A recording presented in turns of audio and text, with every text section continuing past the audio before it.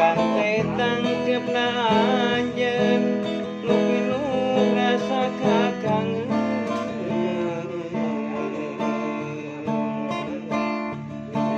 horeng aya asih